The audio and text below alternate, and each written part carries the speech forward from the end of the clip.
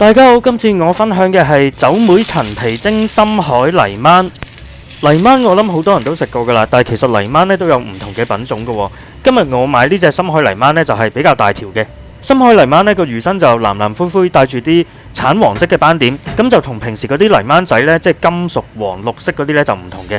今次我仲加咗啲酒妹去蒸，幾好味噶。睇片之前呢，想提下大家，如果大家睇完條片係中意嘅，咁就請去我頻道頁面先撳呢個訂閱掣，係免費噶，然後再撳埋呢個鐘仔呢，咁你就會收到我每個禮拜上載新片嘅通知噶啦。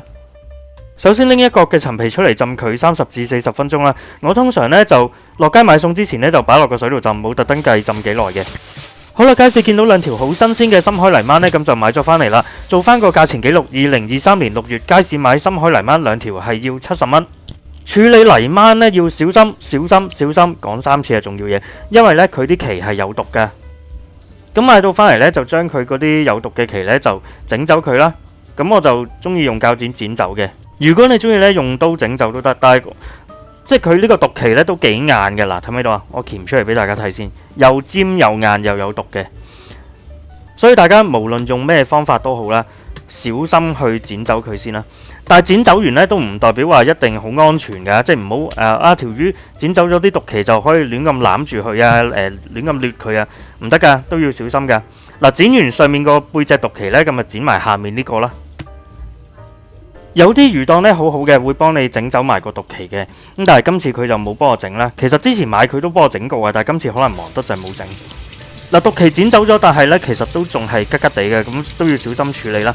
咁而家呢就洗乾淨嗰條深海泥鰻啦。首先沖一沖水先啦，跟住呢將個魚肚位嗰啲剩餘嘅內臟啊、污糟嘢、啲衣啊同埋嗰啲血啊，全部清乾淨晒啦。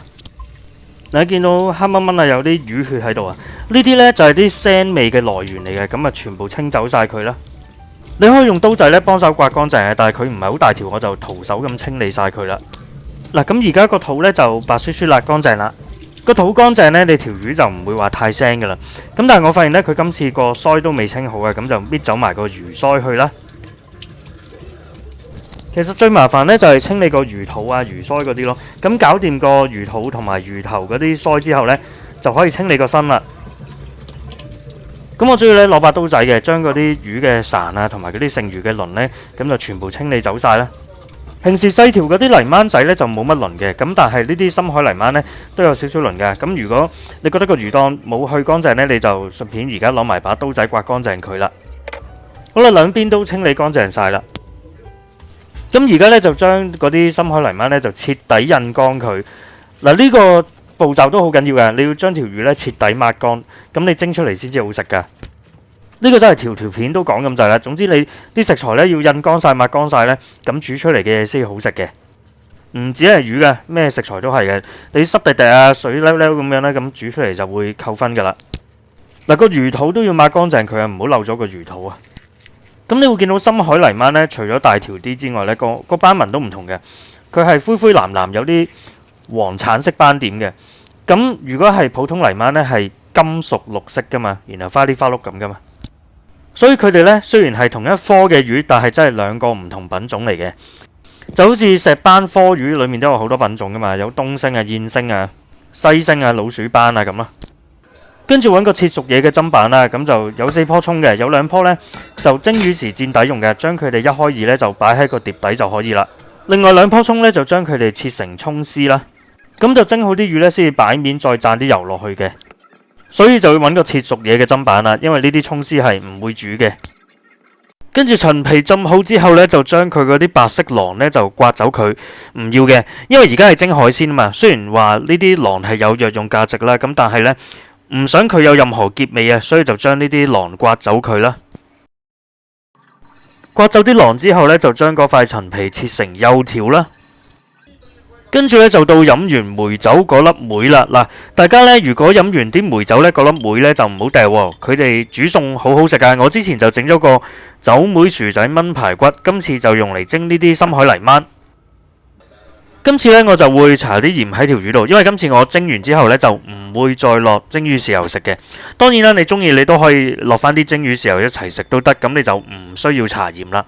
咁我唔落豉油呢，我就而家搽啲鹽喺條魚度，兩邊都搽勻佢，就俾翻個鹹味呢條魚先。鹽嘅份量就適中啦，唔好太少就唔好太多咁啦。搽晒鹽之後呢，而家到嗰粒酒梅啦，咁就整爛佢，然後將啲酒梅嘅蓉呢就搽勻晒喺條魚嘅兩邊啦。咁嗰粒酒梅核呢就唔要嘅。跟住將頭先切好嘅陳皮呢就放少少入魚肚啦，同埋放喺魚嘅兩面啦。跟住呢就可以將條魚呢放喺嗰啲頭先切好咗嘅葱段上面呢，就準備拎去蒸啦。跟住呢，你就可以用大火呢煮滾啲水呢，就準備蒸魚啦。好啦，大火煮滾水啦，咁就放碟魚入去呢，就用呢個中大火蒸佢哋7分鐘就可以啦。時間係俾大家參考嘅，大家買嘅魚大細都唔同，同埋爐頭嘅火力都唔同嘛。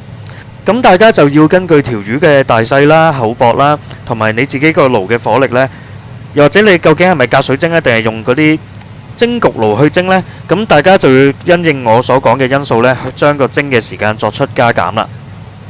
咁其實呢兩條魚呢，話大唔大，但係亦都唔係細魚嚟嘅，咁所以我都會蒸夠佢7分鐘咯。呢啲深海泥鯭呢個身都唔算話好薄嘅。好啦，7分鐘之後咁就即刻熄火開蓋拎出嚟啦，熱辣辣香噴噴啊！記住蒸任何嘢呢，一蒸好就拎出嚟啦，唔好話擺喺度等佢漚多陣先啦，咁樣啲嘢就會老噶啦。咁呢兩條魚真係好新鮮啊，個鰭係凍起噶啦，啲皮又有啲爆開咗啦。咁而家呢，就放啲油喺個鑊度，然後開個中大火燒熱佢哋啦。同時間呢，就將頭先蒸魚呢煎咗底嗰啲葱段呢就掉走唔要噶啦。蒸完魚嗰啲汁呢，我就會保留翻嘅，因為呢兩條魚都係好新鮮噶嘛，所以嗰啲汁呢就保留翻，唔使倒走佢嘅。蒸完魚呢啲葱段就炆晒佢唔要啦。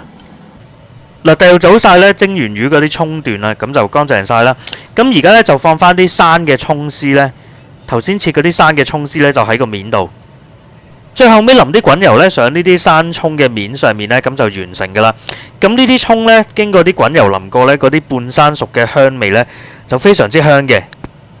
所以呢一步都好緊要噶，即係蒸魚呢係要配呢啲半生熟嘅葱呢，嗰個香味係特別正嘅。半生熟嘅葱呢，係個香味係同你熟晒嘅葱或者生嘅葱呢係兩回事嚟嘅。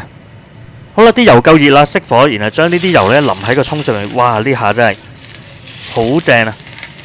我好中意聽呢啲聲嘅。搞掂完成，咁酒梅嗰個香甜味呢，就同魚嗰個鮮味好夾嘅。同埋我哋用一粒酒梅呢，佢個味就放心唔會話好濃嘅，都係偏向若隱若現咁啦。都唔建議大家加太多，因為佢本身個甜味比較重嘅。如果大家中意呢個深海泥鯭呢，就請讚好、分享或者留言，同埋訂閱埋我嘅 YouTube 頻道，撳埋個鐘仔，咁你就會收到我每個禮拜上載新片嘅通知噶啦。下條片再見啦，拜拜。